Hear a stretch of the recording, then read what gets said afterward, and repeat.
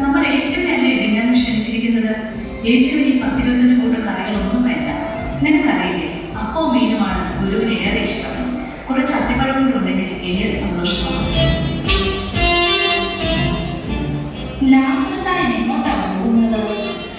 യേശുവിന്റെ പ്രസംഗം ഇവിടെ തെളിയിപ്പിച്ച് നടന്നു. നീ മറന്നുപോയോ? എനിക്ക് വരണമെന്നുണ്ട്. ഇവിടുത്തെ പാത്രങ്ങളൊന്നും തീർന്നിട്ടില്ല. എന്നാൽ മറിയേ, നീ വാ, നമുക്ക് പ്രസംഗം കേൾക്കാൻ പോകാം. നിൽക്ക് പോകാൻ തന്നെ. ഈ ലിസ്റ്റിലുള്ള സാധനങ്ങൾ കൂടി മേടിച്ചുകൊണ്ട് വേണം അവന്. എന്താണത്തെ ഇത്? ഒരു സൂപ്പർ മാർക്കറ്റ് മുഴുവനും ഉണ്ടല്ലോ. അല്ല ചായ, ഇതിന് അത്യാവശ്യ സാധനങ്ങൾ മാത്രമേ എഴുതിയിട്ടുള്ളൂ. ശരി, പ്രസംഗം കഴിഞ്ഞിപ്പോൾ കൊണ്ടുവന്നുകൊള്ളാം. പൈസ തികയുമോ ആണോ? ആ 20 ദിവസം തന്നെ കണക്ക് ചോദിക്കാം. എന്നാൽ നമുക്ക് പോകാം ചായ. മാത്തേ, നിനക്ക് പറ്റുമെങ്കിൽ നീ കൂടെ ഞങ്ങളോടൊപ്പം വാ. എന്നെ കൊണ്ടൊന്ന് അറിയിപ്പിക്കരുത്. എല്ലാവരും കൊടുക്കുന്നതിന് ഭംഗിയായി യേശുവിനെ നമുക്ക് ഡിന്നർ കൊടുക്കട്ടെ. മാത്തേ, യേശു ദിവ്യപ്രഭാഷണത്തിൽ നമ്മെ എന്താണ് പഠിപ്പിച്ചതെന്ന് നീ ഓർക്കുന്നില്ലേ? നിങ്ങൾ ആദ്യം അവിടുത്തെ രാജ്യവും അവിടുത്തെ നീതിയും അന്വേഷിക്കുക എന്നാണല്ലോ. അതൊക്കെ ശരി തന്നെ. ഒന്ന് ചെയ്യാനല്ലേ മറ്റത്തിന് വളമാവുകയുള്ളൂ. ഇവിടുത്തെ പണം ഞാൻ തന്നെ ചെയ്യണം. എനിക്ക് എന്നും അടുക്കള തന്നെ ശരണം.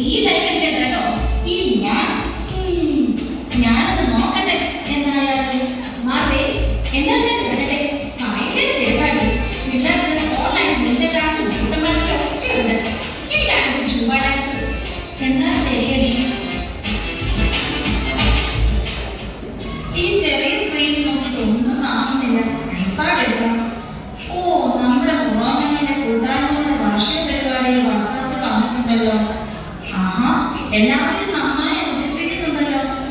ഇതെന്താ ഒരു വീഡിയോ? കോശാമയുടേതാണല്ലോ. ഇതിലെന്നെ ഒന്നും കാണുന്നില്ലല്ലോ. വെറുതെ 5000 രൂപയുടെ സാരി കൊടുക്കുന്നു. ഓ, അമ്മമാരുടെ ഒരു തിക്കും തിരക്കും. വീടാതെ ഞാൻ രക്ഷപ്പെട്ടത് വലിയ ഭാഗ്യം. എവിടെ ചെന്നാലും ഉടമാരുടെ ഒരു ഒന്നും നമ്മൾ സഹിക്കാൻ പറ്റുന്നില്ല. അയ്യോ, സമയം പോയല്ലോ.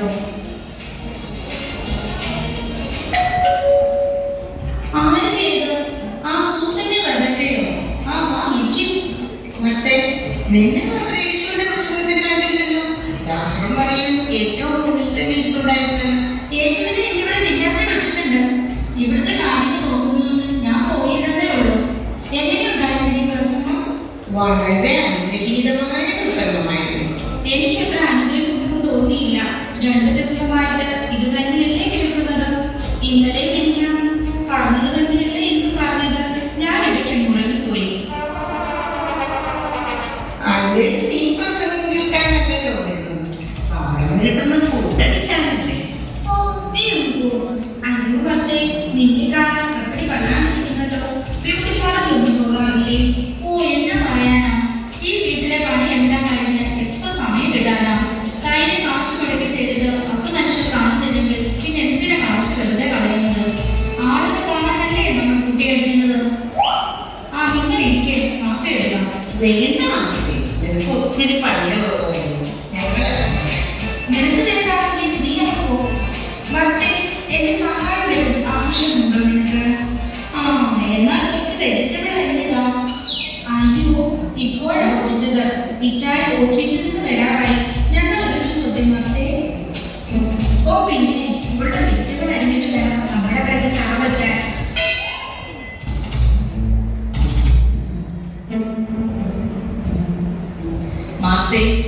വീട്ടിലെ പണിയൊക്കെ എന്തായി? കഴിഞ്ഞോ? മറിയെ, എന്ത് പറയാനാ, ഒന്നും കഴിഞ്ഞിട്ടില്ല.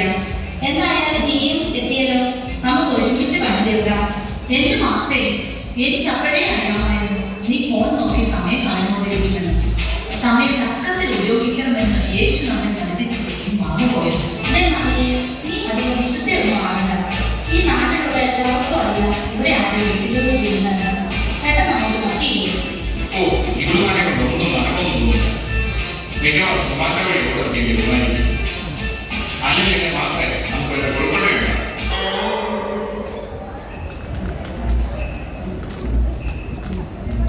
ആ യോനാച്ചായ, എന്തുണ്ട് വിശേഷം? വീട്ടുവച്ചായൻ എത്തിയോ? വീട്ടുവച്ചായന്റെ അമ്മയിലേക്ക് പനി പിടിച്ചു. ഡെങ്കിയാണെന്നാ തോന്നുന്നത്. അയ്യോ, അമ്മച്ചിക്ക് ഡെങ്കിയാണോ? കഷ്ടമായി പോയി. അമ്മച്ചിക്ക് ഈയിടെയായി ഇച്ചിരി വിശ്വാസം കുറവായിരുന്നു.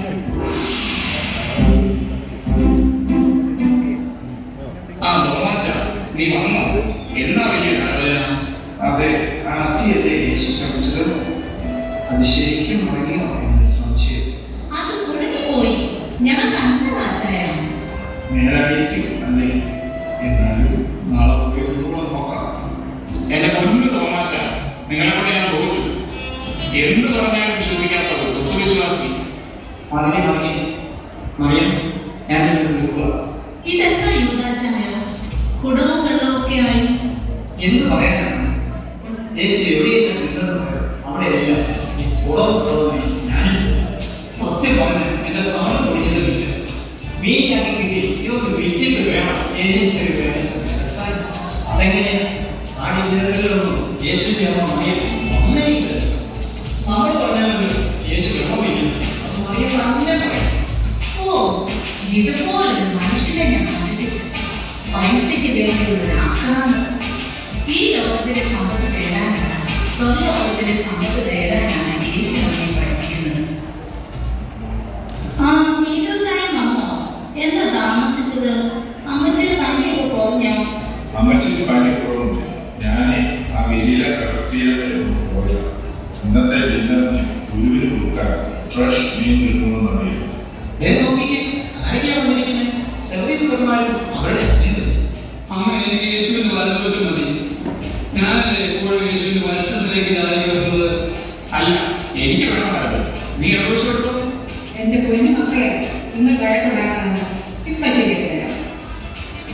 മറ്റേ യേശു വരാനായോ? ഇപ്പൊ വരും. വേറൊരിക്കൽ വോയിസ് മെസ്സേജ് ഇട്ടിട്ടുണ്ടായിരുന്നു. അതെ, ഞാൻ എന്റെ മക്കളുടെ കാര്യത്തിൽ ഒരു ഓൺലൈൻ റിക്വസ്റ്റ് യേശുവിന്റെ അമ്മയ്ക്ക് അയച്ചിട്ടുണ്ടായിരുന്നു. അത് പരിഗണിച്ചോ എന്ന് അറിയാനോ? എല്ലാവരും ഇപ്പോൾ ഇങ്ങനെയാണ്. ഇത് ഗാഡ്ജറ്റൈസേഷന്റെ കാലമല്ലേ? ഇനിയുള്ള കാലം എന്തായി തീരുമോ എന്നോ?